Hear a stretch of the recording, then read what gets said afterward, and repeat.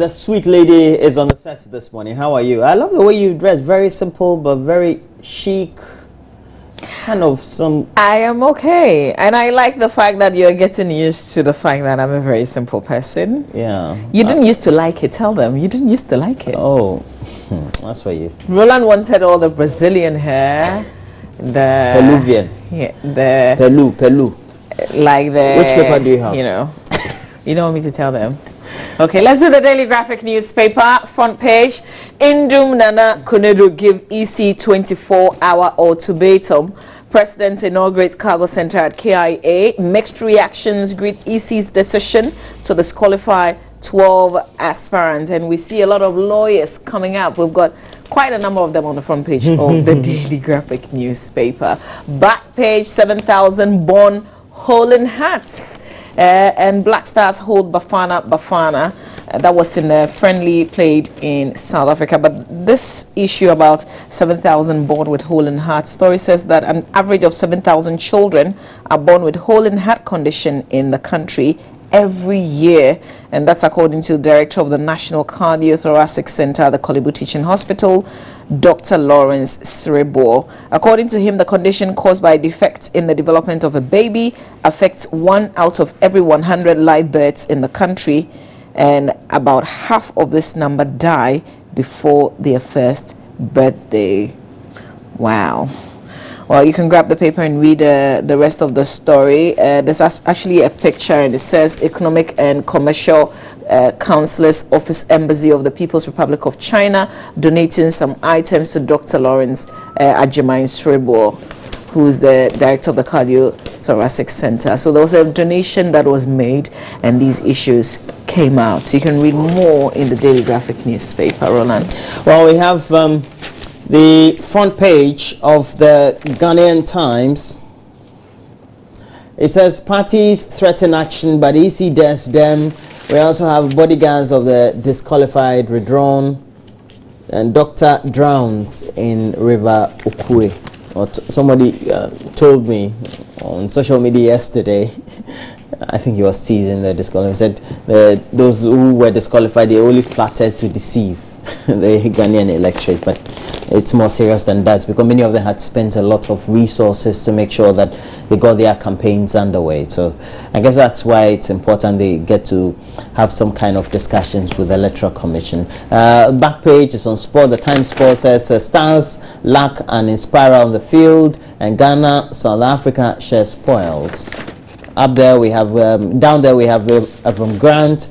We need peace of mind to qualify for World Cup. We're talking about all the upheavals that are ongoing, etc., etc. Which I've led to other things we're having. All right, let me do the finder. EC to refund, Roland, you asked this question yesterday. EC to refund filing fees of disqualified presidential aspirants. That should be some good news. It means that they didn't waste the filing fee. EC faces avalanche of court cases. Chinese embassy supports cardio center. Dangote to become oil and gas giants in Africa. Let's read this, a bit of this refund of the filing fees on page 2, which is in the final newspaper. And it says that the 12 presidential aspirants whose nomination forms were rejected, that should be 13, right? And by inference, disqualified from contesting the December 7, 2016 general elections will be given back their filing fees. The EC has hinted. The communications director of the commission, Eric Jakpasu, confirmed this in an exclusive interview with the finder yesterday. So the presidential aspirants of the various political parties were required to pay a sum of 50,000 Ghana cedis, while parliamentary aspirants were required to pay 10,000 Ghana cedis as filing fees as part of requirement to contest the general elections. Okay, so the Electoral Commission of Ghana is likely to face a litany of legal suits, which many fear might greatly affect the conduct of the December 7, 2016 general elections. There have been talks, Roland, about the fact that we may have to postpone the elections or something like that. I had it. I think it's faintly yesterday. I think it's pretty much because of the fears that there will be a lot of court actions. I think it's just premature. But I think somebody also give an example of because the Kwesi issue, where the court dealt with it swiftly, and then the NPP had the primaries. Because that's what I wanted to say. And if you ask the legal practitioners, they'll pose it some of these things in better perspective.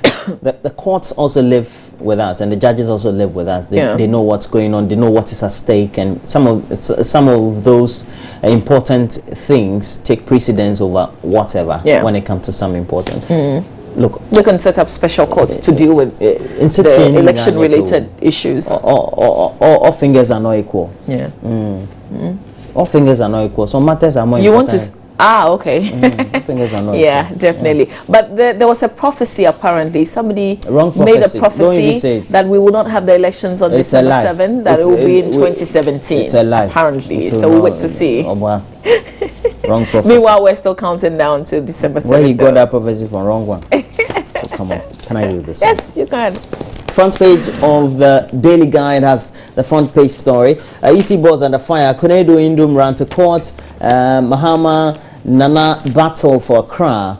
And those are the stories we have front page of the Daily Guide. Okay. I usually don't like doing the Daily Dispatch since, you are more of a relative than I am. Kind of very close. Family. Just do. You don't want to do family? Just do. Okay, front page of the Daily Dispatch.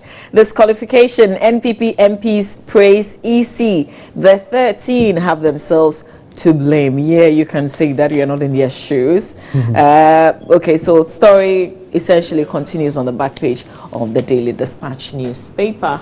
That will be it for the newspapers that we have this morning. We've got to turn our attention to the online portals. We're doing myjoyonline.com, City FM Online, and then we'll hit the BBC. Okay, so we start with the first, and it says MPP can deliver on promise to reduce taxes despite Mahama's debt. Kweku Kwarteng. Okay. Massive welcome for Akufo-Addo at Nima. Bawumia Mahama's request for redenomination caused another demonstration of incompetence. Doctors shouldn't complain about unemployment, Alex Segbafia.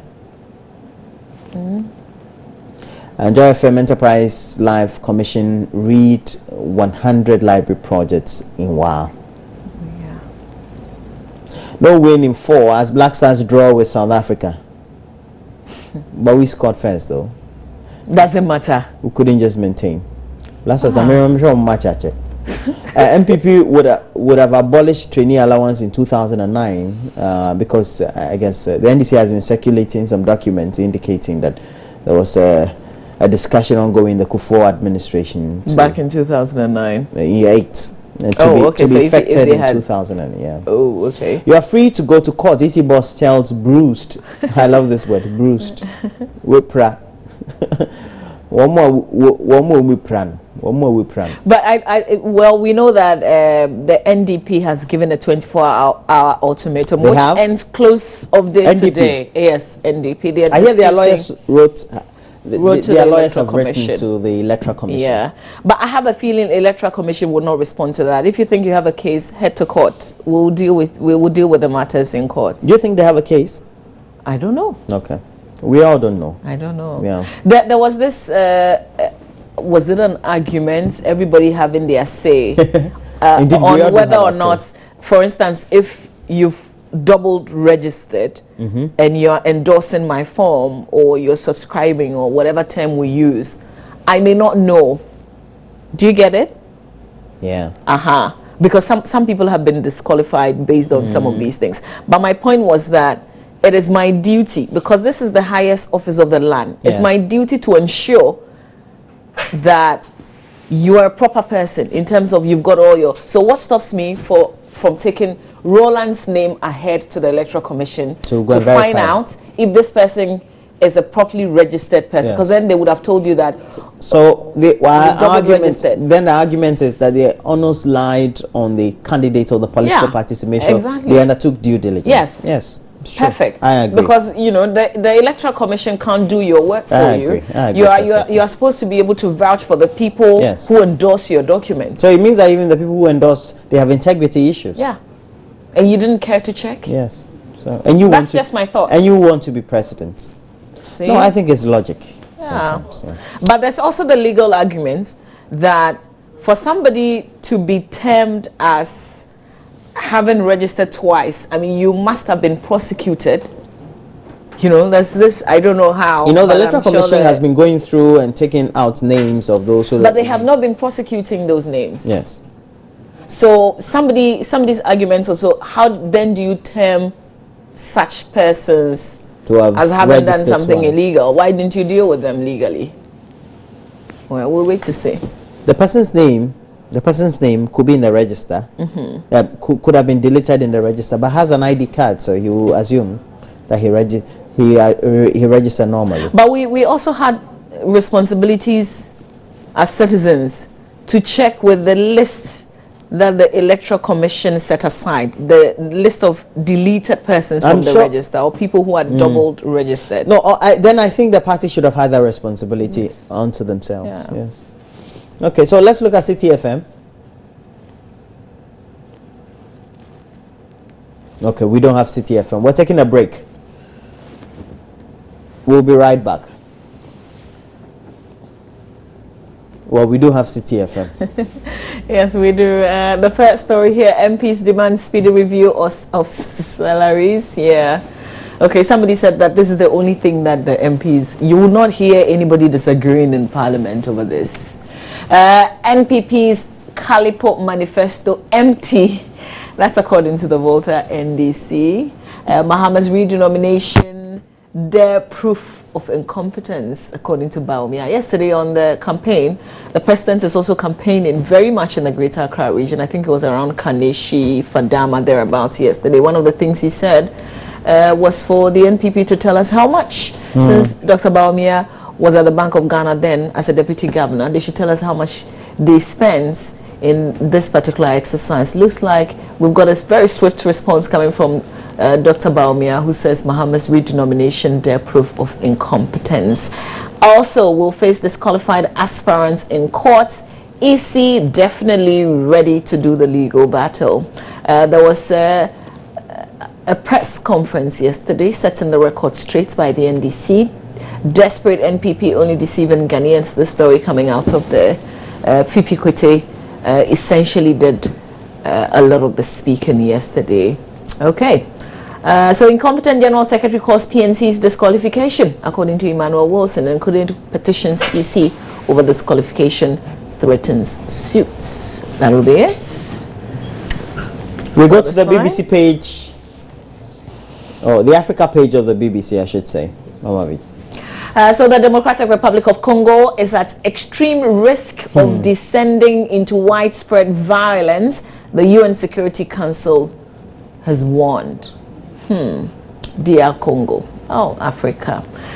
SA Finance Chief to be tried for fraud. South Africa's Finance Minister, Pravin Gordhan, I hope I got that right, has received a summons to appear in court on charge of fraud. Interesting. He's a certain finance minister, right? So it's like, charging Settepe for fraud. It's kind of. All right. So Muslim anger over Nigeria Equality Bill. Ivorian MPs back new constitution draft. Pockets of headlines on the site if you're interested in any of the stories. Usually the African stories are like heartbreaking. They are heartbreaking. I think, do they take solace in... No, they don't. But just like any media house, you want stories that are... newsworthy. Yeah.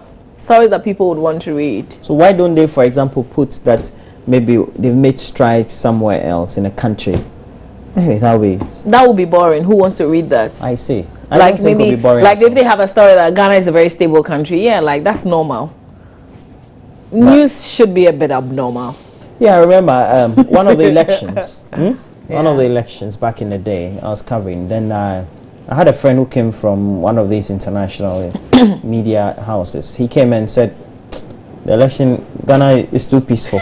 So he's going. Yeah, he left. There's nothing to report. No, he really didn't cover the election. Even though we thought there was tension. He said he's been to many African countries. There's no tension in Ghana's election. He says what we call tension. It's just normal. So for instance, the BBC... So he left. Indeed, he left. Yeah, because... He called his producer editor somewhere and said, look, this election is a straightforward election. Yeah, but it's either A or B. So yeah, so there's that's it. Nothing is going to happen. So the news for them in the end would be President John Mahama has been declared winner. That's the news for them. The other things, that's none of their business. They thought that maybe we'll take cudgels and cutlasses and machetes and things and be clubbing each other. I'm not sure they are praying for that. But since we're an African country, there's the expectation of that. Yes, and then when they come, they don't get that. So he just packed a bag and baggage and left. Yeah, there's no news, man. Listen, when we had the Dumsor, when Dumsor the election was even not up, he left. When Dumsor was like at its peak, we had them reporting on it.